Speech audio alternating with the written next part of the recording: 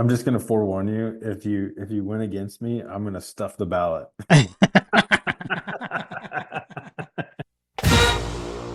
Welcome to My God, a Podcast. I'm Jim Wood. In this episode, John Powell and I preview Georgia's matchup with the Auburn Tigers. It's the Deep South's oldest rivalry, Homecoming Edition. We talk through what we're looking for in the game, and we answer questions from you, our listeners. As always, remember to check out the newly redesigned MyGottaPodcast.com to see our latest merch. And you can follow us on social media at MyGottaPodcast. Finally, if you need help with your website or your online presence, head over to workingwebmedia.com/dogs. Now, let's join the conversation in progress. And we're back. And we're back for homecoming against Auburn.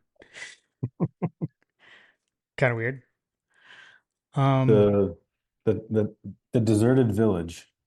The deserted village comes to Athens. But you know what? Even on homecoming, John, this is still true. Yeah. Pizzle. Let's go early. What we do? I like driving in my truck. He likes to drive in his truck. Auburn sucks. Auburn sucks. I like driving in my truck. He likes to drive in his truck. Auburn sucks. Auburn sucks. I like trucks. He likes trucks. I don't care for Auburn. He doesn't care for Auburn. Hoes. As is tradition, had to open with that on this week. A tradition like no other. A tradition like no other. I saw someone on Twitter was like, "It's the best week of the year." Yeah. So good. We get to play a noted rival, East Alabama Male College. There we go. I forgot to ask. We've been sitting here talking in the podcast before the podcast. Do you have a bourbon tonight? Oh, I do. Okay. I'm going with the Eagle Rare. Uh-oh. You got to hold that back up. We got to show that at the same time. We got the double Eagle Rare. The double Eagle Rare. Unplanned. Yeah, unplanned. Excellent choice. I wish I had double Eagle Rare. If you have some, shoot us a message and we'll send you our address. And I would love to sample the double Eagle Rare. The BTAC Eagle Rare I've heard is pretty amazing. But the 10 year is pretty good. Yeah. I'm a big. It is one of the few bourbons that I can remember buying when I wasn't really into bourbon, like at the time, but I would get bourbon for, shudders at this point, like bourbon and Coke and stuff. And like Eagle Rare would be like on the shelf and it would be like this cool looking bottle with a badass looking eagle on it. Yeah. And you'd be like, well, let me upgrade my Maker's Mark or my Woodford and get Eagle Rare. Right. And now you can barely find it.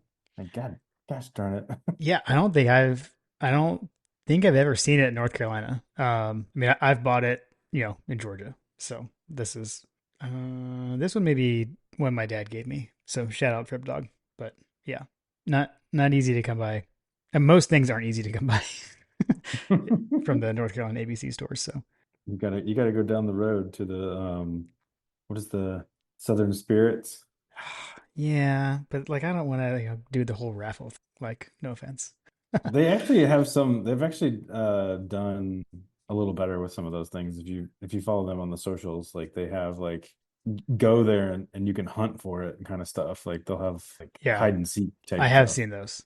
They do have some. They do have some goofy games that they've done for their allocated bottles. Which there's a lot of goofy stuff that happens with allocated bottles, but yeah, it is what it is. Yeah. Eagle Rare is when you can find it, it's pretty solid. Yeah. And it goes along with one of Auburn's 15 mascots. So I felt like it was made sense for tonight. It does make sense. And I had a feeling that you might have it as well. So sold. Probably did that last year. I don't know. I didn't go and check, but probably every year. Every year since you got me into bourbon. So can confirm. Can't confirm. All right. I guess we can let's do the quick matchup rundown. So kickoff is on Saturday at 3:30 Eastern at Dooley Field at Sanford Stadium. The Dogs come into this game 3-1 on the season, 1-1 in the SEC. Auburn is 2-3, 0-2 in the SEC. The Dogs are ranked number 5 in both polls, and Auburn is not ranked. This game is on ABC, so we get the Sean McDonough, Greg McElroy, and Molly McGrath crew calling this game. Um, and the official hashtag is hashtag AUB versus UGA. The all-time series record, according to us, is 64, 56, and 8. I don't know what Auburn claims it is. I know it doesn't match, which proves that this week it is a rivalry game, the Deep South's oldest rivalry. Let's see. Last year, the Dogs won in Auburn 27-20. So that was the very odd, weird start game, like that none of us saw coming. And then we had Brock Bowers kind of do Brock Bowers things at the end, and Yeah. do what he did, and I guess kind of save the Dogs last year, and got us a great gif of Brock Bowers like stroking his chin. That was a good one. Yeah, fortunately we don't have another road game, so Right, right. I don't know that we can handle another road game. Yeah, seriously. Yeah, first time. This will be the first home game I've attended. I wasn't able to make it for Tennessee Tech, so we'll be down there. I went to Clemson, but first home game for the Wood family. Should Whole be family's coming too, right? Yeah. Well, yeah. Everyone who lives in the house. So yeah, Ella will be down at school in Savannah, but yeah. So Kim and I and Lily will be there, and I believe my parents are going. I believe so. We should all be out and about. So say hey if you see us around. Very fun, very fun. Everyone will be asking me if I'm Trip Dog's son. You know how things go. It's also a tradition like no Yeah. other. Seriously. Um, so I will not be at the game. We have a number of sports activities this weekend. Carter's first baseball tournament of the season is on Sunday, and then Camden has a homecoming cheer competition, and she's going to be like presented, and she's been paired up with a football player, so they're going to do the whole homecoming like super cute cheerleading situation Gotcha. on Saturday morning, and then Carter also has a flag football game, so we will be doing kids sports all weekend. Okay. Okay. Been there. Been there. Uh, I guess at this point everyone has retired for the kids sports in our You've retired. house. Yeah. Yeah. So, but I remember. I remember. Let's see. I've got a ways to go on my side. I know. Let's see. The weather, high of 83, low of 65, like super low chance of rain. So I guess maybe watch that space a little bit. We'll continue to monitor that as the week goes on. So hoping for a nice semi-fall day. I'm not loving the 83. Get a little, cool off maybe a little bit as the day goes on. So, Yeah. but I do like the 3:30 kickoff. That's the time that I like. So good with that. Let's see. I think we've previewed these guys so many times. I think you were saying you've exhausted JP's fun facts. Uh, is that still accurate? Still accurate. Nothing earth shattering. Although I did come across kind of a fun fact, which I didn't realize, but Okay. talking about not necessarily famous alumni, but famous people from Auburn, Alabama. Okay. Uh, Auburn High School graduate Barack Obama. Did you know that? No, I did not I know did that. not know that. I did not know that either. Yeah. Huh. President Barack Obama was a graduate of Auburn High School. Interesting. Yeah, I very interesting. how do we never talked about that? How have we never known that? Yeah, I don't know. I mean, he would obviously didn't go to Auburn, but Right, you right, know, right, right. the fact that he went to and was a graduate of Auburn High School is kind of mind-boggling to me because I feel like that was new information for me. Yeah, for sure. Well, we know why he didn't go to Auburn because Auburn Soul. sorry, gotta bear with me on that tonight. I do. I guess maybe I could have dialed into the pronunciation situation that came up on Twitter, or was it in one of our group chats? Like, how the heck do they arrive at Jordan Hare Stadium pronunciation when It, it's very clearly spelled Jordan Hare? I feel like that's a decent segue into Hasty's Hargreed history. But yeah, I don't know. I always have wondered the same thing, and I feel like some people lean into it a lot more than others. Yeah, But yeah, I don't know. I don't know. Yeah, I guess weird pronunciation guide type thing. I blame the Alabama education system. Obviously, obviously. All right. Well, we do have Hasty's Hargreed history, so why don't we dive into that? Let's go.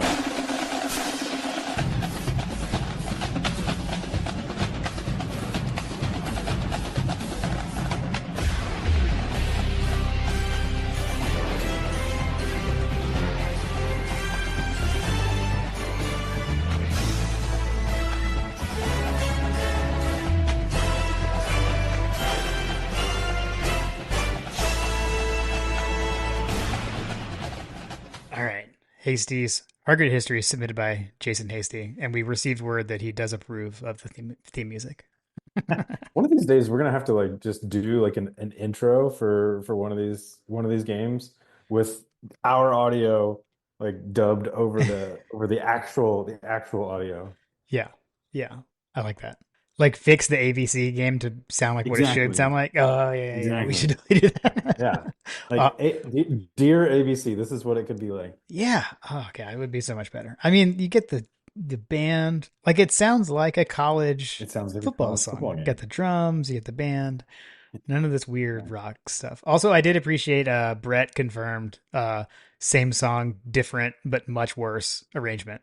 Uh after we talked about that last week. Yes. So Yeah, it's like if John Tesh was given the assignment.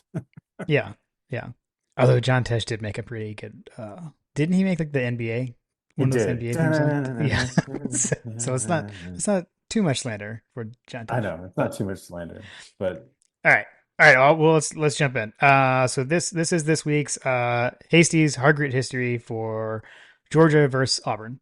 Um, most Georgia fans know that the 1950s were a tough time for the Bulldogs. Not yet the DAWGs, by the way. The reasons for our struggles during that decade are varied and in some ways beyond the scope of the athletics program. We should remember, though, that the 1950s saw great Georgia players take the field and great moments that deserve to be remembered. The 1958 Bulldogs only posted a 4-6 record, but were very young, very talented, and had only played 4 games in Sanford Stadium. Despite the poor showing in 58, expectations were high that Wally Butts could challenge for an SEC championship in 1959. Heading into the final 3 game stretch of the season against Florida, Auburn, and Tech, the only blemish on Georgia's record was an inexplicable early season loss at South Carolina, then a member of the ACC in Columbia. JP, I know that like just made you shudder because you have bad memories of early season losses to South Carolina. It's yes, probably near your birthday. indeed. All right, the Bulldogs beat Florida in Jacksonville 21-10 on November 7th in a game that featured a 100-yard interception return for a touchdown by Georgia's Charlie Britt. And if you're on the YouTubes, we got some visuals from here on out from Jason. The Georgia Auburn game was the next Saturday, November 14th. If Georgia won, it would be SEC champion. Auburn was ranked number 8 in the AP poll, but was ineligible for postseason play because they were on probation for recruiting violations. A common story for Auburn throughout the years. It's like, yeah, shocking. Uh, They've been cheating since day one. that's right. That's right. Even back then, these things were happening. Yeah. Georgia was ranked number 12. The game, a sellout with 54,000 people packing Sanford Stadium, was tight, and Auburn held a 13-7 advantage going into the last minute of the fourth quarter. With only about 45 seconds on the clock, Fran Tarkenton dropped back to pass. An Auburn defender jumped in front of Tarkenton just before the throw, but Tarkenton lofted the pass over the defender's outstretched arms. Bill Herron, an end, came down with the ball in the front corner of the east end zone, approximately in front of where the Redcoat band now sits. Durwood Pennington's PAT was good, and Georgia won 14-13. The SEC championship would be Georgia's fourth and the first since 1948. This is the part where I remind everyone that we should be playing Auburn late in the season because this game has so many times decided the SEC championship, and I don't like it being this early. So get off my lawn. Okay, I will continue. Now, of course, this being a Georgia Auburn game, there are plenty of crossovers between the two teams. Earlier in the game, Georgia lineman Pat Dye recovered an Auburn fumble to end what could have been a scoring drive that would have put the game out of reach. Dye would, of course, go on to be to coach Auburn from 1981 through 1992. And then here's the crossover to your earlier comment, John. Auburn was coached by Ralph Shug Jordan. Did I say that right? Ralph Shug Jordan, Sure. who from 1947 through 1950 had been one of Wally Butz's assistant coaches. Gene Lorendo, one of Jordan's assistant coaches, lettered in football at Georgia in 1947, 1948, and 1949. Speaking of assistant coaches, another of Jordan's assistants that day was Joel Eves, who was also Auburn's head basketball coach. Eves would replace Wally Butts as Georgia's athletic director in November 1963. In his first major act as athletic director, Eves would hire a young Auburn assistant coach to take over Georgia's football team, Vince Dooley. In one of Dooley's first moves as head coach, he hired a fellow Auburn assistant who'd also been in the staff in '59, Irk Russell. So Mm. that's what we got. Thank you. I've heard of him. Heard of him. Heard of those folks. Yeah. The again, like this is a rivalry. Like there's so much cross pollination. We've got so much going on between these schools. The history is so intertwined. Yeah, I mean, Yeah. the school wouldn't exist without Georgia, basically, because it was founded by people that were from Georgia. John J. Harper. I mean, that's a fun fact, I guess. There we go. Yeah, a Georgian founded the city of Auburn, Alabama, and the university. So yeah, they would not exist without Georgia frontiersmen or plainsmen, I guess is. I guess it would be plains. Go Dogs. Yes. War Eagle, Tiger, Plainsman, whatever. I think that they say they're the Auburn Tigers who yell War Eagle or something like that. Yes, the official explanation they give is that they are the Tigers. The tiger is their mascot. War Eagle is their battle cry. That's what they say. Mhm. I don't know what the Mhm. Plainsman is, and I don't think I want to know. I just choose. I like to just make jokes about it. Yeah, totally fair. Jason, thank you for the submission. Enjoyed the back and forth with you about this one, as always. Great stuff. Yes. I have so many questions about the one that has the program. I don't know if you were on the YouTube, you could rewind and take a look at the program notes, but the character that is designated as the Auburn player, number one, like the colors are all kind of messed up, but like number two, Mm. he looks like Buddy the Elf. Yeah, he does. The fighting Buddy the Elves. I had not looked at that closely. Yeah. Yeah, Like what is going on with that? I don't understand. clearly, it's a homegrown Georgia made program. Uh, Obviously, he's like holding his back. Like, is he aching? What's going on? He's tired of getting his ass kicked. And is that the ref in the middle? Like, Yeah, I don't know. It's like the man with no face painting or whatever. He's got like a bowler hat on. I don't know what is going on. Not to mention that the Auburn Buddy the Elf character has like these shin pads that almost look like cricket yeah, pads. true, true. Shout out British Bulldog. Amazing. Well, if you find yourself in Athens, you know, always welcome to stop by the Hargret Library when they're open. They house the UGA Athletic Association archives, and I think we've mentioned there's a Olympic Georgia Bulldogs in the Olympics or as Olympians. That's the fall exhibit going on right now, so be sure to go and check that out. Yep. All right, let's jump into news and notes. I only have two things that are pretty quick. The first is Kirby stated in his press conference that he has a lot of respect for Hugh Freeze. So I know that's shocking to everyone. Okay, so in Jordan Hall, not Jordan Hall, as far as I know, but Kirby did get questioned about three guys, Jordan Hall, Sokovie White, and London Humphreys, about their availability. And Kirby says that he is hopeful that all of them are able to play. So I don't know though. I don't know what that means because we didn't even really get into this in the Alabama review. Like he gave like Michael had the hopeful, and he played. So He's on to us, Jim. yeah, Kirby's been listening to the podcast. He's doing like reverse, double reverse psychology or something now. I'm not sure. Yeah. So yeah. So I don't know. Whatever. I guess Uh, I guess we'll see. If I had to pick games for them to try to push someone to come back, I guess that this probably wouldn't be one of them. yeah. So if they are on the bubble, I would say, just let them get fully out of the bubble. Yeah. Yeah. All right. Why don't we jump into the game? So a couple of things, just like team wide. Um, Auburn actually is better, has more net yards per play than Georgia. So they're at 2.8 on the season. Georgia is at 2.04. And then the Dogs' turnover margin is now even after that four turnover game against Alabama. But the Auburn, and this is kind of like watch this space for this game.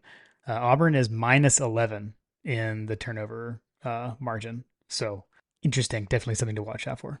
Yeah, the game, I know we're getting ahead a little bit. The game on paper looks fairly even statistically. Yep. That sticks out. And then it kind of reminds me of the good senator, you know, Hmm. pours one out. Yep. Used to always talk about the regression to the mean. Yeah. Yeah. RIP to the senator. Hmm. All right. So for the Georgia offense, what we're looking for when Auburn has the ball. So yeah, statistically, like the offense and defense line up fairly evenly. Like in total yards, Georgia is ranked 44th in the FBS in yards per game at 431 yards a game. Auburn's defense is ranked 50th in the SBS, giving up 329 yards a game. Um, I think the interesting thing, like as a Georgia fan or as an old Georgia fan like me, is we are 19th in the country in passing yards per game and 102nd in rushing. So this is not your run the dang ball, style offense for sure. Yeah, Um, it's definitely not the run the ball yeah, up the gut for three downs. Yeah.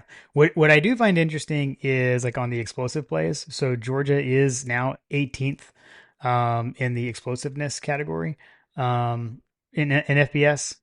So that's interesting. We've started to see some of that explosiveness last week with some deep balls to Arian Smith, and then obviously the big one to Dylan Bell. Mm, yeah, I mean, they started doing the things that we're looking for, and we'll continue to look for that in this game. Yeah. So some notable defenders from Auburn. Their leading tackler is Jaron Thompson. He's a senior safety. 24 total tackles, one sack, one interception. Kalen Lee leads Auburn in interceptions. He's a sophomore cornerback. I guess he's tied for lead. He also has one pick. He's got 14 total tackles as well. And then their sack leader is Jalen McLeod. He's a senior, and he has 3 sacks on the season with 24 total tackles. For our offense at this point, I mean, we're still sitting here with Arian Smith as the leading receiver. You got Arian Smith and Levitt, ETN leading rusher with Nate Frazier. I find it interesting that Nate Frazier is the second leading rusher on this team still, and he didn't see the field against Alabama. So we'll see what goes Don't on know there. what's Goes going on there. on. Don't know what's going on there. Yeah. So what what are you looking for to see out of this Georgia offense on Saturday? Well, I think that the biggest thing is going to be like we talked about in the Auburn game, and this is going to be get used to it as the season rolls through. Um, and as Carson Beck goes, so is this team going to go. Yeah. That is the that is the battle cry for this Georgia offense is um, dear wide receivers, help your brother out or help a brother out, however you want to phrase it. Like catch the dang ball and hold on to it. Yeah. Um, make the right reads, make the right calls, get into the right fits and the right sets. And Carson, as we've seen, like when they've got everything covered, he can cook. Yeah. So that's what I'll be looking for is if they can do that for 4 quarters. Yeah, seriously. Yeah. I feel like we were back to, was it last year when we were just like, when are we gonna have a fast start? Or was that 2 years ago? I remember like there was like one season where like every game I was like, will we see the fast start? Can we do everything for 4 quarters?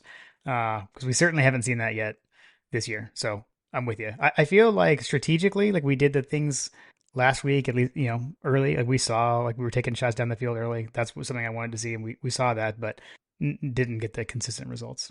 Yeah, I feel like that there has been some chatter. I can't remember if it was in the text threads or on Twitter or whatever, but like this is like we've got to get Kirby. Kirby's got to get to a point where he's comfortable with the fast starts. Yeah. I feel like this is just like who we are. Control the ball, like old school Alabama teams, like when he was at Alabama kind of stuff. That's Hmm. just what he's been. That's what he's been bred on. That's how that's his pedigree. That's his he's basically taken the process and installed it in Athens in many ways. So some of that has got to be on the head coach to be able to start quickly and keep the pedal to the metal kind of thing. Yeah. I think he kind of talked about that, like the first quarter is on them as a coaching staff. Yeah, he did. The first quarter of Alabama. Yeah, he did. He said, they weren't ready to play, and that's on him, kind of deal.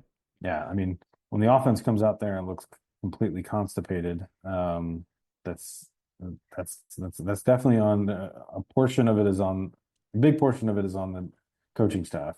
I mean, there's definitely culpability on the execution side, and that's the part that I'll be looking for is can we get execution? I think the biggest, like, I don't know if you're going to be showing Josh's stats, and if you haven't seen, I think he's going to post them. He usually does the matchups where he has the the color coding on the offense and the defense. And Yeah, the one thing that when you look at those numbers is Oscar Delp is the regression of Oscar Delp has been quite stark. yeah, yeah. And I don't know if we do anything in this game to like try and get certain guys going or anything. I don't. I feel like they're probably not even. They're not really gonna focus on it. And I mean, at this point, like, I feel kind of like feed Lawson Lucky and let's throw vertically to Dominic Lovett, Arian Smith, Dylan Bell, and um and Anthony Anthony Evans, Edmonds. right? Like let's include him in that group. Um Yeah, I would say that a big question has been like, what is the identity of this Georgia offense? Like I've seen that come up a lot. Like, what is their identity? And it seems, it seems like to the untrained eye that hasn't been in the arena, so to speak. But it feels like as a fan watching everything that we have players that have been producing out there. Anthony Evans, Lawson Lucky, Dylan Bell, um, and Arian Smith. Like I feel like they've been trying to get the ball to Arian Smith very clearly. I mean, yeah, they took the deep shot on him, and if he catches it, it's big gains, and those are the kind of things that we've been looking for. And but you look at all those playmakers, and you're just like, why aren't we feeding these guys the ball more often? It just doesn't make any sense to me. So you're not in practice, you don't see what's going on. I feel like in the case of Anthony Evans, like I saw there's one play where there was one play that was in review and in the film review for Alabama, like Anthony Evans appeared to be struggling with outside blocks. So like if you can't block downfield, that may be a reason why you don't see these guys more regularly or getting targets and that kind of stuff. Is because yeah, the things that we don't see as fans in the practice, and maybe they're fumbling the ball kind of stuff right. consistently. That there's a reason that they're not on the field because if they were great in practice, they would probably be playing a lot more. But it is hard not to notice that some players just in the when those spotlights, you know, when those spotlights are on in the big stage moments, they just have it. Um, Yeah, Stetson Bennett clearly was one of those players because in practice they didn't give him the starting nod, but when the lights were on and the pressure was up, like he he figured out a way to win. And yeah, that's kind of how I feel like we need to start looking at these things is like less focus on what you're seeing day to day and more focus on what really matters in the game, and that is production when production is lacking elsewhere. yeah, yeah. That makes sense. Makes sense. Um Yeah, I think we had a question about the identity too. I don't know. I'll hold until we hit the listener questions because I'm still not totally sure what our identity is. I'm gonna continue to mull over that until we get there.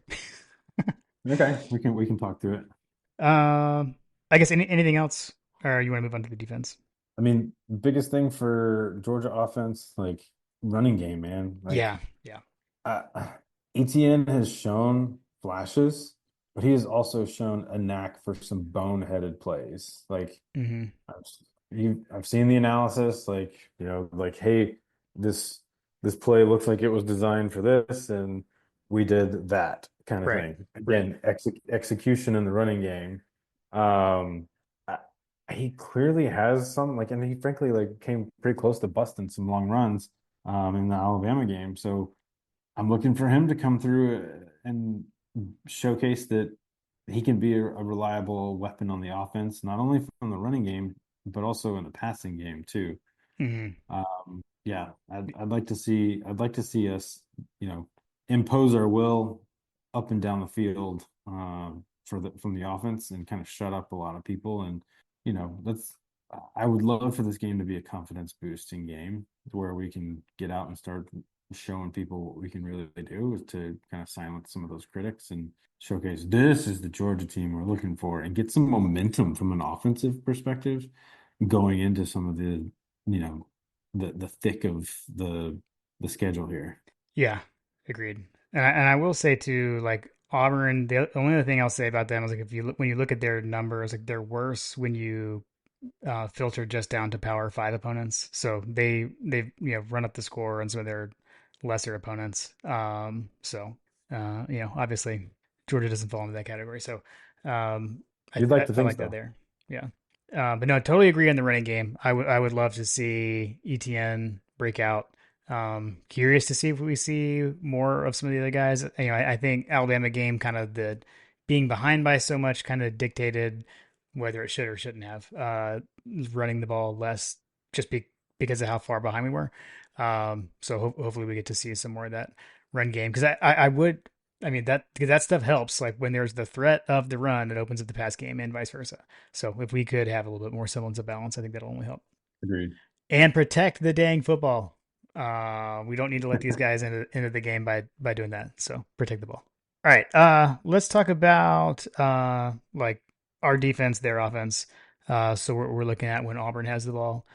Um, so just notable skilled players for Auburn. Peyton Thorne, quarterback. We saw him last year, senior. He is 61 of 102 for 1,038 yards, 10 touchdowns, 6 picks on the season. So he has thrown 6 interceptions. Uh, Jarquez Hunter is their leading rusher with 437 yards and 2 touchdowns.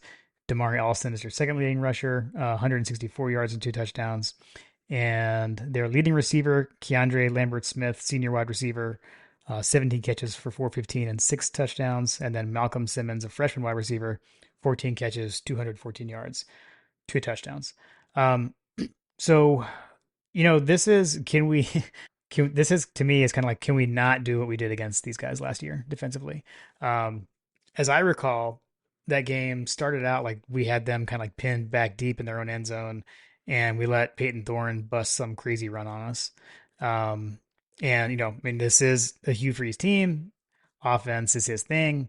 I think we've played them enough times to have a good plan there, but again, to your point, watching the film reviews this week, folks have pointed out some things that like we would eventually adjust to, but didn't pick up on it initially. So would love to see a fast start from the defense as well this week. I guess technically we had seen a fast start from the defense every game except for last week.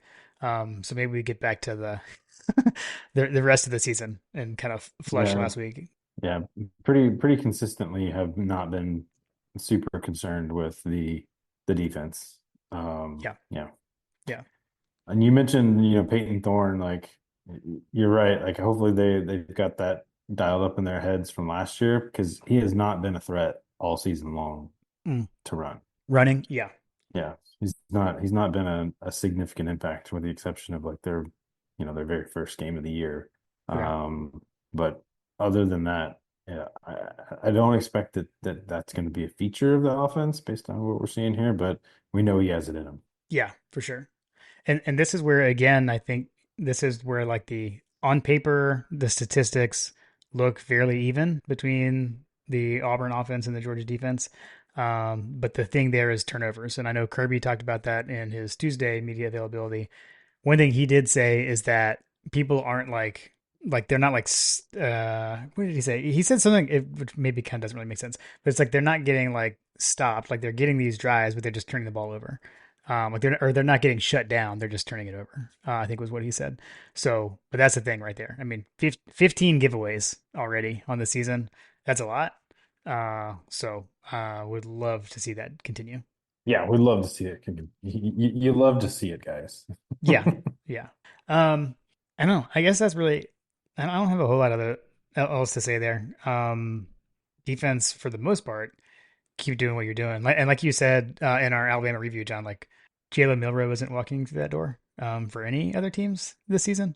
Um, so Mhm. definitely feel better from that end. Yeah, for sure. I guess they could always end up throwing a rope a dope and putting in the new a different quarterback. If things start going south. So, I guess that I would be, be prepared to pivot because they've played two quarterbacks this season. Um, they benched the other guy, but Peyton Thorne seems to be the go-to right now. Yeah, there was a switch and then a switch back. Uh, Yeah, Hank, but if they switch again, it is Hank Brown is the other kid that was playing. And he had one. I know he had at least one start. But yeah, he's got 6 touchdowns and 3 picks. So he started turning the ball over himself, and I think that's where they went back. he's less INTs than Mr. Thorne, but Yeah, yeah. But man, I mean, their only 2 wins are over Alabama A&M and New Mexico. And we're talking their offense. They scored 73 points on Alabama A&M, so that's where a lot of those statistics are coming from, and 45 right, against New Mexico, where they only put up 14 against Cal and Arkansas, and then they just lost. They're coming off their 27-21 loss to Oklahoma. So um, right. yeah, We'll see. I like our odds, but again, like there's just so many weird things about the stats here. Like I know that we're gonna get to the score predictions and all that kind of stuff, but yeah, like it's just like the math ain't mathing. yeah. I agree. I agree. It's the turnovers. It's the turnovers. All right. Well, let's do a quick look at special teams. Um, the Brett Thorson no punts return streak came to an unceremonious ending with a negative 4 yard return. But as we said in the review, there has been 0 punts with positive yardage return against Brett Thorson still. Uh, going back all the way through last season as well. So we've moved the goalpost, and that is our new statistic we will track. Um, Other than You can that, either sit your ass down or we're gonna push your ass back. Sorry, Carter. nice. Let's see. They looking at Auburn. So their place kicker is Towns McGow, freshman kicker. He's 2 of 5 on field goals. He is perfect on extra points.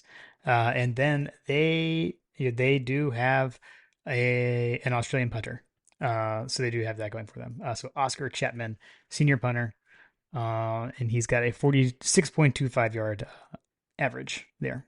And let's see, we did get into the kickoff return game uh, last week. Finally had one of those happen for Georgia's return special teams as well. So gave up a punt return, but had some kick returns. So and Anthony Yeah, Evans we've learned is well, I guess he was always back there, but he returned a few last week. right.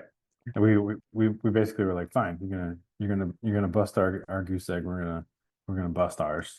That's right. That's right. All right. That's what we got for the matchups on the 3 phases of the game for Georgia and Auburn. Uh, you ready to hit the listener questions, JP? Let's hit the listeners' questions. All right. See what they got to say. All right. So, as they are every week, the listener questions are brought to you by Working Web Media. So, we worked with them last offseason to overhaul our website. So, you can head over to mygodapodcast.com to check that out. Basically, we had a super basic site before, like our merch store was on a separate site, all that. So, we're able to bring everything together and work with them. They worked with us on all the designs, writing, copy, imagery, everything. So it's super simple process for us. So if you have a small business or need some help with your online presence, head over to workingwebmedia.com/dogs, and then they will know that we sent you their way. All right. First up in the listener questions, we've got Brett Building with the buildings bonus. TM. One. Number one, our offense stinks in the first quarter. What will Kirby and Bobo do to correct that this week? I think we kind of talked a little bit about that, right? Yeah, I think Like, it's just but don't turn the ball over. Be consistent. I mean, it's honestly it's execution, right? Like it's execution. Like I actually liked what we were trying to do against Alabama. We had drop passes and picks. So I mean, honestly, what I was frustrated with was all the lateral stuff. So I would what I want to see is if this is what we were wanting to do, and like what we were Mhm. holding back was this vertical passing game for Alabama. Cat's out of the bag now. Don't go back to the lateral stuff. Not saying you don't do anything lateral, but I want to see us getting the vertical passing game, getting the ball downfield, and keeping them honest I with the don't, run game. So that's it for me. I I don't know. Like, I think that going lateral has its benefits, right? Like, I mean, shoot, we're Arian Smith, understanding where you're supposed to go away from a touchdown. I don't consider that one so much lateral because that was like a tunnel screen, but I know what you mean. I know what you mean. I mean, Yeah, I'm correct me talking if about I'm these. wrong. I'm just talking about like the ones where Correct me it's if I'm like wrong. I'm thinking the ones where it's like there's like three receivers out to the left, the two guys block, and you throw it behind the line of scrimmage, like that stuff. Like But that was like the go-to stuff for Brock Bowers and Lab McConkey. Like, we've Brock got. Bowers and Lad McConkey aren't walking through that I door, know, JP. I know they ain't walking through that door, Jim. But I'm just saying, like uh, Anthony Evans. right. We haven't seen that throw for Lawson Lucky. Like, maybe one of those guys can step in and run it. Like, I mean, shoot, Colby Young, like, big body guy. Like, these are the things that are kind of frustrating about these. We've got these, quote unquote stars that are out there, and on paper that it doesn't seem like that they're doing a whole lot, but we've seen flashes and flares here and there, and you're like, oh my gosh, like, Colby Young is a big body. That's probably why we went to him on the last play of the game. Is it underthrown? Did he run a run route? Or, like, was he expecting it? I don't know, but, like, Yeah. he very clearly had a position on that deep defensive back that, had the ball been in a better spot, he probably would have outmuscled that guy. And frankly, every contested catch I've seen him do, he's bossed someone. So, like, Yeah. there's all these little facets of these guys' games that I feel like we're figuring out. We just need to go out there and do it more regularly and just execute it. So I Yeah. think that the identity for this team is ultimately, we want to be a vertical passing attack team. We don't have a Brock Bowers. We're not a the knock on Georgia for wide receivers was that, oh yeah, that's tight end you over there. Well, Brock Bowers gone. Other tight ends on the roster haven't been producing. Where are we going with the ball? We're going to the outside receivers. So, Mm, like, guess what? If you are a good wide receiver, we'll figure out a way to get you the ball. And that seems to be the identity that they're trying to work through, is get the outside passing game going, and good things are going to happen. yeah. Yeah. Okay. Second part. Would you rather? Ooh, Brett coming in with a would you rather? Would you rather lose again and skip the SEC championship, or win out and have a rematch with Alabama or Tennessee? I don't like For the losing personally. championship. I would rather win out. I know I've joked about how third place in the SEC is a great place to be. Kirby can worry about strategery such as that. Personally, I like to win. Yeah, I mean, I guess from a selfish standpoint, like, beat everyone, kind of thing. Yeah, yeah, So I'm not going to sit here and say that I would rather, lose a game, but, like, if we lose another game, it probably isn't going to matter. Um, I think that the SEC championship, as much as I hate to say it, has become a symbolic. It's more of a symbolic thing, because even though Alabama won the SEC championship, nobody gives a shit. Like, sorry, Carter. Like, nobody cares that you won the SEC championship. Georgia won the national championship. That's all that anybody cares about. yeah, yeah. The only thing it does get you now, here's the only thing I'll say over that to slightly disagree is Play the if devil's advocates segment. yeah, if you make it to the SEC championship, you better win it, because if you lose that game, you don't get a first round bye in the playoff. You have to play an opening round game, and now you just played an extra game. That's why I actually like you don't, but you don't know going into that game whether you don't know when you make that game if you're going to win it or not. So like, yes, it's your my opinion is you are in a better spot to finish third in the SEC than finish first or second and lose in that game. Like third place is to me, I think is probably better off just because of you get a bye week. Or you get an off week, an extra week off that the SEC championship loser does not get. So that's the only caveat I'd add. Yeah, yeah. I All right. the gamification of the postseason is Yeah. 1000% going to impact the regular season. Yeah. Yeah. Okay. Let's see. Next up, Kevin. How many pallets of coffee are required to have the team awake for the first 30 minutes of Saturday's game, and where does it need to be shipped? So I don't know. All the coffee. Hopefully, I guess two things there. I started to say hopefully, we are within the confines of Sanford Stadium, Dooley Field at Sanford Stadium. We're between the hedges. We don't have to worry about that. I will say though, like it is homecoming. Sometimes the festivities, I don't know what homecoming against Auburn looks like, although, homecoming against Mizzou last year was pretty hyped up. So I don't feel like we so much had that problem.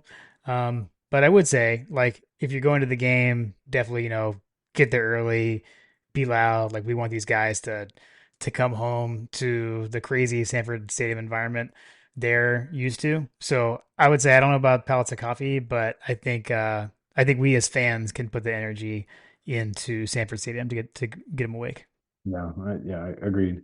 All right. Let's see. Got a couple I kind of paired up here. So Chad Jarvis. Chad said, "Do y'all see us being more vanilla or opening it up on Saturday?" We also added 20-minute Georgia podcast is a good listen as well. That's Chad and Josh, Dog Stats. 20-minute podcast. I don't know what that is. I don't even know what that means. It's a joke. Brevity is not our strong suit. I feel like it's So go check it I'm reading it as a quiet insult. So that was Chad. Chad wanted to know if we're going to be vanilla. What? I don't think so. That's what. Well, I don't. To me, now there's no more point. There's no point of being vanilla. I don't think. I mean, we didn't see like trick plays against Alabama, which I don't know that we. So I don't so much expect that, but like, That but scares the hell out of me. yeah, but like, I don't expect us to. Like I said, I feel like we were holding things back. We showed new things against Alabama. I don't see a point of holding things back anymore. So I don't think so. I don't see it being vanilla on Saturday. I hope that there are some things that we took away from Alabama. Like for example, there were some definitely some schematic things that they did with their lines and their shifts, and there were some formations that they threw out there that Alabama had not shown. So like there's something to be said about introducing some new things in the season. So and some of those plays, frankly, were really good against our defense. So if they worked against our boys, they probably would work against these guys too. So if we had anything, I would love to see us try it out. Kind of like to your point, like there's no point in holding it back. The long con Yeah. is, you know, I personally think it's kind of for the birds because like who cares? Like if you can execute something at a high level, like execute it, like Yeah. run until they stop it, kind of thing. Yep. Yep. Totally agree. Aaron King said, where is Oscar Delp and Nate Frazier? I mean, Oscar Delp was out there. Um, He's out there fumbling and dropping. Delp would rather out. He has the worst PFF grade of anybody on the offensive side from the starting perspective. Yeah. Yeah. We need to, The boy needs to step up. yeah, we just Period. need to get his confidence. Need to get his confidence up. I mean, but the flip side of that is we, lost and lucky caught a touchdown. I mean, so I see him being featured more. Nate Frazier, not inside sources. I just my sense is always you've got to be able to block to get on the field. That's my best guess. I don't have any inside sources on that. Yeah, I agree. But I'll go back to what I was saying before about, we have a prototypical, we have a guy that a mold of a position player and what we ask that position player to do. You got to be able to block, like you got to be able to block your ass off on the outside. You got to be able to block running back, pick up the blitzes, all that kind of stuff. But there are ways that you can get this kid the ball. Yeah. Figure it out. Yeah. Sure. Like he doesn't have to block, and I guess if you're throwing him out there and he's never blocking, that's something to be said. But you could also throw him out there and then shift him out into the wide receiver to keep things off balance. Where, like, frankly, that's some of that was is what Alabama did. They got Smile London into coverage. They got Jalen Walker into coverage by doing little shifts and things like that. Where, like, holy crap, like we got a guy that has no business being out that far. All of a sudden, they're being asked to defend these little guys that are way faster and shocking. Like they got burned. They're not coverage guys. Like Right. so there are ways that you can, like they say, scheme guys open or whatever. That's one of those things. Like get someone outside, get them on a mismatch, see how they're lined up and figure it out. Like I said, like Yeah. we've got to figure out ways to get these guys the ball that are producing. And if it takes doing something a little untraditional, then let's again just figure it out. Yeah. Yeah. I think we hit the first struggles in the offensive identity. We probably beat that dead horse at this point. Um, Yes. he did want to know, when are we going to get a guy like Milrow at quarterback? The threat of a quarterback that can run and pass like that is unstoppable. Um, I hate to say it, but we had him on the roster and he left. yeah, yes, agreed. Yeah, I mean, Jalen Miller was Justin Fields, basically, just a little bit bigger and probably a little bit stronger. But you don't know what he would have turned into under our regime. But we tried, we tried to have someone on the roster. yeah. I would say that would you say that Rashada is in that vein? I don't know. I'm not sure, honestly. I don't know enough about him. Maybe. Yeah, I don't know. I don't know that, to be perfectly blunt, I don't know that that type of quarterback is in Bobo's wheelhouse. Because you go back and look at all the quarterbacks that we've brought in since he's been either, at our school, whether it's he's recruiting and coaching, or he's the offensive coordinator, or he's a head coach at Colorado State, or he's back to offensive coordinator. Like he's always gone after these like prototypical, Yeah, quarterbacks, and maybe some of them have mobility here and there, but like nothing to the extent of a Jalen Milrow, where he's just like a freak of nature, right. impossible to bring down in the backfield kind of guy, big, strong, fast, can throw, all those kinds of things. Yeah. Not to mention that those guys don't come around; those guys don't come around very often. So Yeah, they don't grow on trees. yeah, God doesn't make a whole lot of large human beings that can throw the football 60 yards. Yeah. Yeah. All right. Let's see. Next up we've got Boss Dog. What will the Reverend's excuses be after he gets beat by the dogs by Fitty this next weekend? I'll tell He's you gonna what. throw he's gonna throw his players under the bus like he always does. Yes, Have exactly. you seen the SEC shorts? Oh my gosh. Who's the guy? Who was the Ole Miss quarterback? Uh Jackson Dart. no. The one that played for Oh. Freeze at Ole Miss that like went on Twitter and like had a tirade about Hugh Freeze. Oh Bo yeah. was it Bo Wallace? Bo Wallace, yeah, yeah. Yeah, yeah. Go check Bo Wallace's timeline, Boss Dog, and he'll tell you what all the things Hugh Freeze is gonna say. So that's my answer. Yeah, that man chose violence. Yeah, he did. He did. All right, let's see. Fletcher Proctor. Is there a chance Kirby goes Herb Brooks and has Bobo Beck throw to the end zone over and over and over en route to a 50 burger, an attempt to try and attract CJ Wiley to Athens? I mean, maybe here's what I'll say. Like, I feel like this is gonna be I don't think they're gonna like force that, but if that's what Auburn is allowing us to do, then it might happen. Um, but I don't know, man. Like we had, a lot of people were like, "Oh, we were like showing off, throwing deep from JT Daniels to, uh, wait, who were we? Who? What? Now, see, now I can't even remember. We were throwing Hmm? deep when we had Arch Manning like in the crowd that one game back. Man, when was that? Like I think that was actually in 2021. When you do stuff and it feels like you're trying to get someone, it doesn't always. I don't know. I just remember we were like, oh, we're going deep to AD Mitchell and he's catching a touchdown like right in front of Arch Manning. I know, different position, but that's gonna convince him to come here. Uh, yeah, I don't know. I don't know. I'm gonna say probably not. I don't think that would be the reason. We might do it, but I don't know if that's gonna be the motivation. He's currently a Florida State commit, right? Sounds right. but Shouldn't take much to get I've you to got decommit from there. yeah, I've got I just quickly looked it up. He's crystal balled to UGA Okay.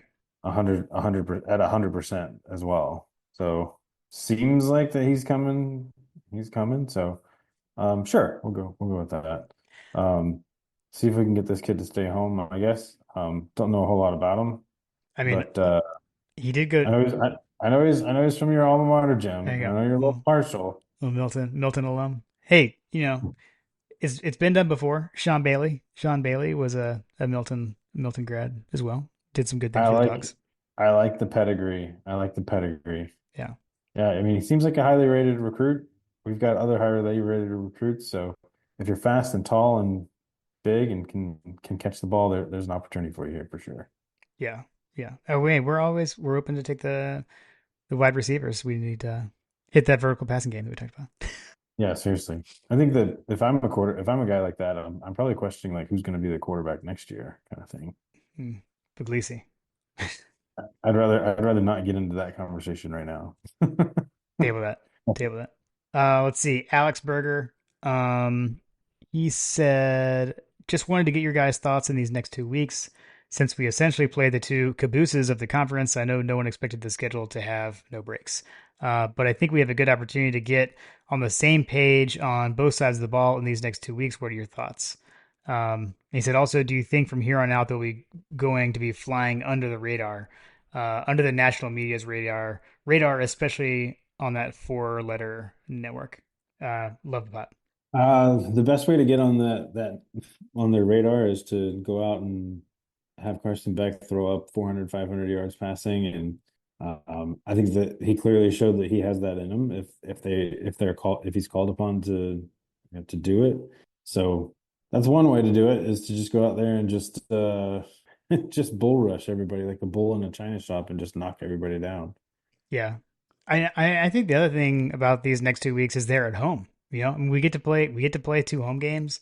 Um, we've been on the road. It's only our second home game. We're in October. Like this, the way this schedule was lined up is so weird. We're about to go on Mhm. the road some more significantly after this. So, everyone's going to be at home. They get to sleep in their own bed. I think that stuff makes a difference. I mean, these are kids out here playing this game. So I think they'll be comfortable Comfort. there. Exactly. Got the creature comforts, literally and figuratively, although they don't need to be drinking. But yeah, so that's what I think. All right, then we got John Michael D. Not a question, but two things to share. Hashtag uniform Twitter obligations say that we should wear black because it's Auburn at home, but I know we will not. Uh, I'll pause right there and just say agreed. We've kind of stopped the uniform watch segment. Not happening. I'll believe it when I see it that we'll wear something else. So, and again, it is too early in the season, I feel like, to wear black. So late in the season would agree. And then he said, a hopeful tidbit for us is the last time my wife birthed us a son, the dogs and Braves pulled the double. Baby boy 2 is due on the 16th. So first off, congrats, John Michael Ooh, D. Uh, yeah. loving that. Loving that. Baby boy on the way. Bring more into the family. You The know, dog family. I feel like, newest baby boy for John Michael D could be fast friends with the True Man, and maybe have some uniform talk going on in the future. So future Twitter friend maybe of Hunter's son. Truman and Teddy. Yeah, yeah, yeah. British Bulldog. We've got it's been a season of babies. That is true. We didn't talk about that. Yeah, that was announced on the day of the Bama game. Yeah. British Bulldog and his wife welcome there first to the family. So congrats on that. Yeah, man, they're all going to be fast friends. Maybe those three will have a text thread someday. It's gonna be a future Morris Hall tailgate crew. Future Motown. Yes, yes, exactly. I'm excited to go to Motown. I would be too. All right, friend of the show, Tim Riley. How do we use the Auburn game to reestablish our goals for the season and give us two key priorities that need to happen? All right, first goal, just win, baby. Nice, nice. The goals are there, just win. Yeah, I Um, I would say just reestablishing goals. Like in my opinion, I'm I want to see these guys rep like this was Alabama kind of thing. Like I want to see them come out like just do you have the soundbite? Show me. Like Yeah. I need I need the offense to show me. This has been like one of my Michigan buddy from last year, Brian Kingsbury, that you may remember talking to him, but Mhm. um, at one of the tailgates. But I told him that my mantra for the season thus far has been show me, whether it's show me on the defense, show me on the defensive line, show me on the offensive line, show me at Show the me. quarterback position, show me at the running back position. Like offense is where I'm focused right now because I really don't have a whole lot to be concerned about on the defense because they have exhibited yeah, we gave up a bunch of points in the first quarter, but our offense really put our team in a crappy situation that Yeah. would have been impossible for literally any defense, including like those Miami defenses from back in the day or whatever. Um, like I think that I just want to see the offense just bust it out, like just get everybody comfortable. You heard rumblings about Carson Beck frustrated with snaps and all that kind of stuff, but like, let the offense cook, basically. Yeah, and I will say I'll say this. I don't know. I mean, maybe reestablishing. I guess that maybe I'm reading too much into this. I don't think we need to change our goals. I'll say that with one loss, your goals don't need to change. Even if your goal is go to the SEC championship, um, we win out. The odds are we're there. There could be some weird tiebreaker scenarios, but we've still got undefeated Texas, undefeated Tennessee. They're on the schedule, and Ole Miss already has a loss. So as far as the people that we don't play, you're talking like maybe Mizzou or something. So win out, Mhm. you're still probably going to Atlanta. There's no way to know that like we used to. There's no East and West, so it's harder to say that. But I still feel like if that was your goal, that's not off the table. So that's I feel like the reestablishing is reminding that of what they still have to play for. We don't have to change our goals. So to me, Right. that's the main thing. But I agree with you. Like I feel like what we and we what we haven't seen, what this team has been so good about, and was so good in the back to back runs, and was good through 12 games with this last year. Was 13 of 14 games last year. Um, was playing complementary football. So the offense feeding off the defense and vice versa. It's offense, it's special teams, it's defense, everything working together. And that definitely didn't happen against Alabama. So to me, that's the main thing there is how those come together. Just keep the main thing, Jim. Keep the main thing, keep chopping.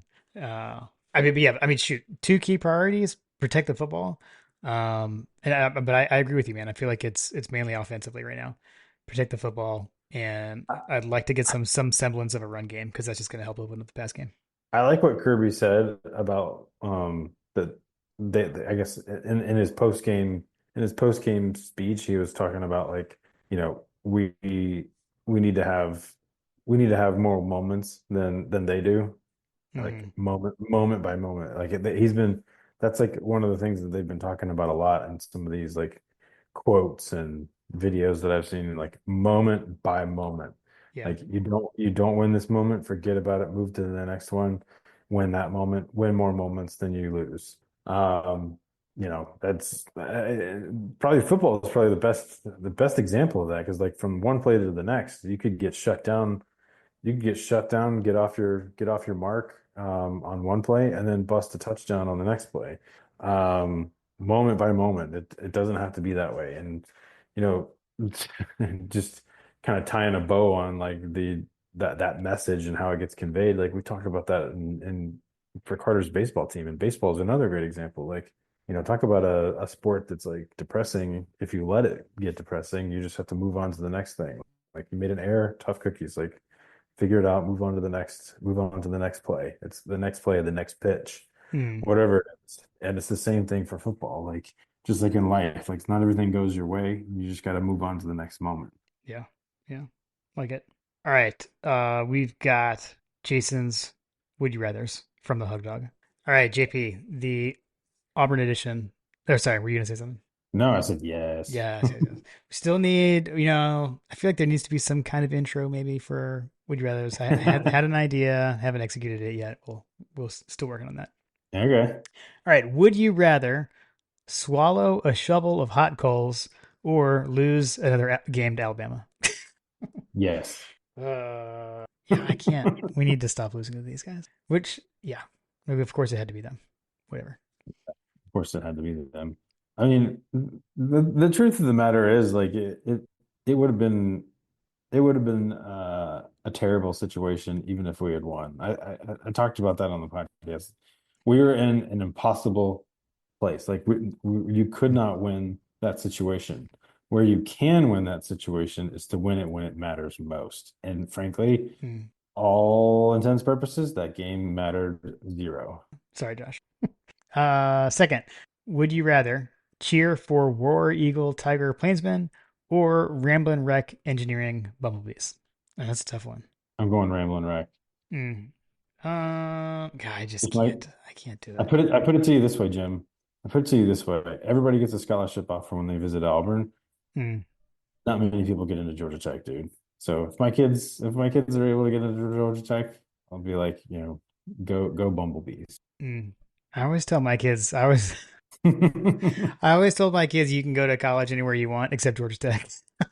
Oh, see, I've said you can go anywhere you want except for Florida. Oh well, yeah, Only because well, not only because frankly, like FTMF. right. Um, like if you're smart enough to get into Georgia Tech, like, dude, like totally. It makes total sense. Like I had kids that I taught in the youth group at church that lifelong Alabama fans went to Georgia and they are definitely rocking Georgia G now. So like um, Yeah. you know, it's a good school, it's a good opportunity, like, whatever. If I had to pick, I'd say Bumblebees for sure. I mean, I can't cheer for either of them, but when I this, mean, are we talking by the about cheering or are we talking about like rooting? he Like says cheering. He said cheer for. So maybe it's like maybe we could say it like they're playing each other. Who are you playing for? exactly. Playing each other. Who do you root for? Man, probably Auburn, honestly, just because there's like the shared history of Auburn stuff. Like they give us Dooley, we give them Pat Dye, like that kind of stuff. So that's gonna be my cop out answer. I do tell people that like the closest approximation of a Georgia fan that I could come across would be an Auburn fan, Yeah, yeah, in my experience. yeah. I think that's Uh, fair. the Tech fans are a different beast. Yeah. All right. Would you rather have one really good bourbon or multiple kind of good mix-in bourbons pre-game? Mm. I'll take the multiple bourbon, sir. In the Really? pregame, Yeah. he had a clarifying statement of Yeah, pre-game. pregame. Yeah, Yeah. I'll take the multiple bourbons. So here's where I'm going to say, JP, and then I'm going to experience this for the first time on Saturday because I have not seen this yet. So I'm going to say that I'm going to go with one really good bourbon because now when I get into the stadium, I can have a Classic City Lager. So, and I haven't experienced that yet. So this is gonna be my first time being able to do that. I think Kim may grab a sip 'em seltzer, and we'll see how that goes. Man, that'll be fun. Enjoy it. Yeah, Um, yeah. that's definitely a good experience for sure. I definitely would prefer to just drink a bunch of bourbon before the game. Understood. Understood. I feel like this is one where there's no really wrong answer. So Yeah. Although he did say one really good bourbon. right, or So multiple kind of good bourbons. So what I would do is maybe like get like a solo cup and just fill it all the way up of the really, really good bourbon. You said one bourbon, right, Jason. right. Like how heavy is this pour? What are we talking here? Yeah, it's like the wine glass. It's like the wine glass. It's an entire bottle. Well, Right, you said it, one glass. right. All right. Would you rather have a 4:15 or a 7 p.m. kickoff? Given the fact that I tweeted this out when the Mississippi State game time was announced, 4:15 is the perfect time frame for it gives you a lot of tailgate runway, Yeah. a lot of pregame runway. Yeah. Um, and you can still get home at a decent hour if you're going to the game and still get some nighttime experience and you get a little bit of daytime if you're at home and a little bit of nighttime. if you're at home as well. So I think 4:15 in the fall is a fantastic time frame. Totally agree. Totally agree. These night games are too late, and I have to wait way too long during the day. So they're fun, What was but to me, what there was can the be too kickoff that many. we had earlier this season? It was like 8:30 or something like that. Well, it was the Kentucky game was like kicked off late, right? Like because the game before it there was the storm or something, it got pushed back. I don't know. Hmm. There you go. Like Yeah, the later the games are, the more likely they are to get pushed by other games. yeah, yeah. So I totally agree. All right, and then his last one: would you rather mimosa or a Bloody Mary? Are you a Bloody Mary guy? I'm not. Enjoy your tomato soup for breakfast. I was gonna say, it doesn't surprise me because and a lot of times there'll be like a pickle in them or something, and Yeah, I yeah. know you're definitely anti. I would probably need a couple of Tums if I were to drink a Bloody Mary. Although, if you, Jason, are making a Bloody Mary and have a recipe that you swear by, I would probably drink a Bloody Mary. I'm not a big fan of champagne in general. It gives me a headache. I feel like I find that champagne gives me a headache. Yeah. Yeah, I'm gonna go with mimosa though as well. I'm not a huge Bloody Mary guy. I don't know. And every time like I have one that I think I like it for like maybe half of it, and then I'm like, oh yeah. Then like I remember, I'm like, oh, I don't like these. But hey, yeah, I would trust the hug dog to try one out. Enjoy your tomato soup, sir. All right. That is all for the listener questions, except for our last segment.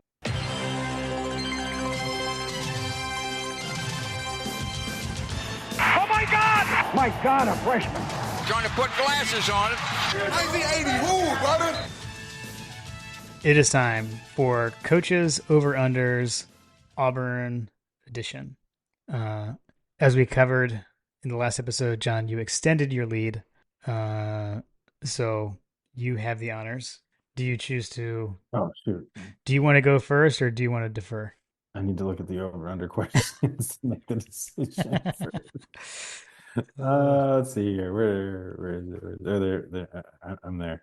Uh, so the first over under is Carson Beck passing touchdowns. yeah. I'll let you go. I'll let you answer this one. Okay. Carson Beck over under 2.5 passing touchdowns. I'm going to go over. Over. Yeah, I'm gonna go over on that one too. Okay.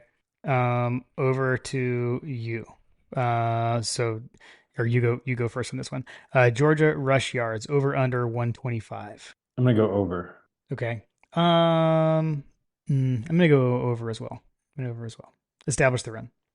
Okay. Establish the run. All right, my turn. Over under 3.5 receptions by a tight end. I'm gonna go over. Throw to the tight end. I feel like we could see Mr. Lucky have a good day. Yeah, I'm gonna go over as well. Okay. Uh, over to you. Switching over to the defense. Over under 1.5 forced turnovers for the Georgia defense. I'm gonna go over. Man, I am too. The rate that they're turning the ball over, I'm gonna say over as well. Just stick with that trend line. I know. Yeah. I'm not letting you extend your lead. We'll see if I have a place that I want to pick here. Okay, so for my turn, sacks over under 2.5 sacks. I'm gonna go over. I'm also gonna go over on this one too. Oh, really? I'm kind of surprised. Kind of surprised. I thought you were gonna bust out and say that you needed the defense too. Show me. But you decided to. It's partially because I actually think that that's a pretty decent line. Yeah, Also, I'm hedging here. I know. I I know. got, That's I okay. got a season championship to go after here. I got a Okay. lead. I got to hold on to like a yeah, like Alabama versus Georgia. Oh God, too soon, JP. All right, your turn. Over under 150 passing yards for Auburn. 150 passing yards for Auburn. Yeah. It's probably a good line, I feel like. Just checking one thing real quick. What was the line? 150. I'm gonna go over on that one. Okay. Man. For Auburn, right? Yeah. Yeah. Yeah, I am too. I was hoping we were going to get to disagree on one, but I'm going to go over as well. And then the last, or not last, for special teams, my turn to pick first. Over under 3.5 total field goals in this game. I'm going to go under. Total field goals across both teams. Hmm. You said you took the under, right? I did. I'm gonna go I'm gonna go over. Okay. And then last one is for you. Uh, over under 20 UGA rivals debates on Twitter this week. I don't, smash the over. Okay. Okay. I like to just not disagree on these because I feel like I don't want to deal with the headache of the the debating on whether or not one of these was tracked correctly. So I'll go with you. I'm just gonna forewarn you, if you win against me, I'm gonna stuff the ballot. Amazing. Amazing. Okay. Okay. Stop the steal. Fair. Fair. Fair. Uh okay. Coach, as always, thank you for sending those and tracking them as well. Appreciate it. Always love the Sunday text that we get from Coach when he tells us how we did. Yes, you know it's a good Sunday when you get a text from coach. That's right. That's right. All right. Time for final predictions.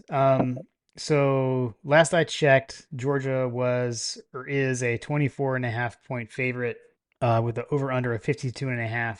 That gives an implied score of Georgia 38.5 to 14. The odd shark predicted score, and this was where I feel like we talked about earlier, like, well, in the podcast before the podcast, that the math isn't mathing. Odd shark has Georgia 31 or Georgia 37, Auburn 31. Interesting. College football insiders, they have Georgia 37, basically 37 and a half to 12 and a half. I did throw our scoring impact spreadsheet in here. Georgia's offensive impact on like opponents, we're basically scoring 3.67 points more than teams usually give up against the Power Five, and we're holding teams to 10.73 points less than they score on average against the Power Five. So that would, if you do all that math, this is like Georgia 27.6 to 5.5 is what that's Mm. at. So I I'll mean, keep doing those from now on. just pause on literally you couldn't get more all over the place Yeah, yeah, it's wild. than this game. Like I don't understand how any of these things can be the same predicting the same game. Yeah, Like first of all, let's start with OddsShark or the odds. I mean, are there other gambling like websites that have a similar setup where they give you the implied score and they give you the predicted score? um, I I'm don't know if sure there I are. don't know. I don't I know. don't know if such a thing exists. Like, is this a normal thing? Like for gambling people out there, if you were a gambler, a degenerate gambler, like what does this mean? Because I don't know that I've ever seen anything quite like this, like where the implied score indicates something completely different. I mean, we're talking like you couldn't get more different Yeah. Yeah. I mean, the than implied score is just like, applying the over under to the spread. Like the I spread. do Yeah. that myself, but the odd shark, I don't know. I don't know where odd shark. This is a question for Ross, and it would probably involve something around standard deviations and things that I don't understand. Uh, So, yeah. I love inside jokes. Yeah. Um, yeah, so I got nothing on this one. I don't understand what's going on here. But I feel like the implied score feels college insiders, implied score, like those Mhm. feel like what we're up against here. Yeah. Yeah. I agree. All right, I'll go. I'll go. So I'll give you two nuggets. In the Kirby Smart era, Georgia is 13-3 after a loss, and Georgia has not lost back-to-back games in the regular season since 2016, Kirby's first year as a head coach. Um, Mhm. we're also on a 26-game home win streak, which leads FBS, so we do still have a streak to protect. I'm gonna go Dogs 35-10 in this one. I like it. I like it. I like it. Um, yeah, I'm gonna go 38-16. Okay, okay, I like it. We're in similar spots. Yeah. Do you have are there field goals involved there, or did they score two touchdowns and go for two twice? I'm just curious. My hope is that there's field goals involved there for my over-unders situation. Nice. Okay. Fair enough. Fair enough. Okay, let's hit some. Coach gave us some games around the SEC. to look at. Uh, we could just do. I think we just picked these straight up. So you got number one, Bama is favored by 23 points at Vanderbilt. That game's at 4:15 on Saturday on the SEC Network. Uh, does the Tide have a letdown at Vandy, John? Probably not. I think they'll be okay. I think so too. I think so. I do feel like they might be asleep a little bit early in the game, but then they pull away and it's not even close. They may cover. All right, the second one, the Fighting Hunters. It's Now, crazy that our spread it's crazy that our spread is bigger than their spread. yeah, I guess they're just saying that Auburn's a little bit better than Vanderbilt. Um, or no, Vanderbilt's a little bit better than Auburn. Yeah, I guess. Hey, exactly. Yeah, yeah, Vandy that's has improved. Vandy has improved. I will say that they right, beat Virginia right, Tech. right. The Fighting Hunters, number 12, Ole Miss, goes to Columbia to play South Carolina at 3:30 on ESPN. The Fighting Hunters, the Ole Miss Rebels, are favored by 9. It was a tough out last week against Kentucky. Can they bounce back? JP, what do you think? I gotta tell you, that is a trap game Yeah, for the Fighting Hunters. yeah, That spread scares the piss out of me if I'm the Ole Miss Fighting Hunters. yeah. Transitive Uh, property says that South Carolina is going to win because South Carolina beat Kentucky, who beat Ole Miss. yeah, I'm going to South Carolina in that game. Okay, okay. I'm going to stick with the Fighting Hunters. I think they bounce back. We'll see. We'll see though. We will find out what they're made of this Yeah, week for sure. I yeah. think that this will be a game that's going to decide, potentially how when do we play Ole Miss? Late in the season. Late in the season? Yeah, Okay. It could give us a trend line because like if we can get them in a spot where, they would be on the verge of being pretty much eliminated if they lose to South Carolina and then lose to us, like I feel yeah. like that they could potentially be on the verge of elimination by the time they get to us if they lose to South Carolina. So It's November 9th. We play them. They're between Florida and Tennessee is when we play Ole Miss. yeah. And Yeah. I will say South Carolina's been a tough place to play this year. That's a tough Yeah, place. Yeah. yeah. All right. Can't stand Columbia. Sorry. So hot there. Sorry, Chuck. Seriously. Our favorite Gamecock. My Um, favorite. let's see. Number 4 Tennessee is favored by 13.5 at Arkansas. That's a 7:30 p.m. kickoff on ABC. Uh, That's when an interesting line. yeah, I feel like that's a pretty favorable line for anybody that's looking to actually grab something. Like if I was a gambler, I'd be putting my money on that one because I feel like Tennessee's going to win that one big. yeah, I think so too. I think so too. I'll take the balls there. This one is interesting. Central Florida at Florida, 7:45 p.m. SEC Network. Uh, UCF is favored by 3. So explain it to me like I'm five. Like if they lose by more than three, like What does so okay, so you're wanting to know like how that line gets applied in gambling? yeah, yeah, yeah. So when it says UCF -3, so you could think of it this way. It's easier to flip it around and say Florida's +3. So as far as gambling goes, if you were to bet on that game, if you're betting on the line, the game starts instead of 0-0, would give 3 more points to Florida. So it's like Florida starts the game up 3-0. So UCF has to win by more than 3 to quote win the bet if you picked UCF against the spread. That's crazy. Yeah, Given that spread, I would take Florida in that one. you take Florida. Yeah. There are only 2 L's currently in Florida. Um, Yes. I think by Florida. I think by the end of Saturday, there's going to be 3. I'm taking the Knights. Okay. And last one, The number question, the question there, and part of my rationale on picking Florida there is because I feel like that if they lose to UCF, that Billy he may get fired after that game. you want them to survive until the cocktail I party. want I want him to survive for Well, forever. forever. True. Yeah. Yeah. Yeah. Fair enough. I need him to do just enough to like maybe get to a bowl game and then that they're like, okay, we got great momentum for the season. We're gonna keep him around. Yeah. True. So this is interesting on the scheduling note because we get mad about 12 p.m. kickoffs. The only intra-conference top 25 matchup, number 9 Missouri at number 25 Texas A&M, 12 p.m.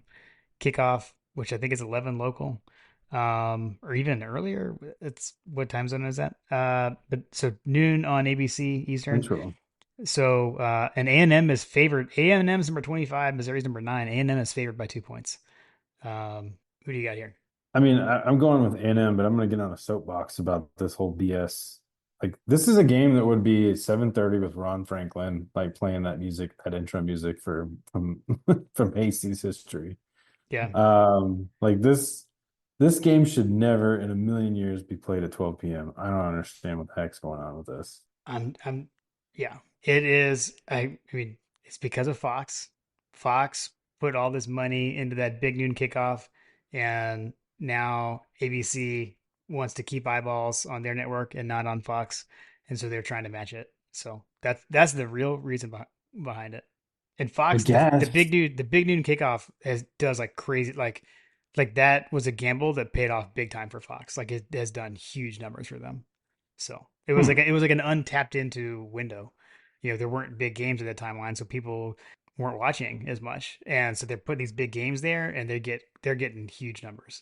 Like it's done really well. I'm curious. I'm curious to know like how these noon games with these like highly ranked opponents and things like that, like how are those faring for, ESPN, for example? Yeah. Number one, the crews on those big games are on these like who's the crew on that game? Like, Well, I'll tell. I mean, I don't know, but I mean, I know like we're the 3:30, and we don't have like the main crew.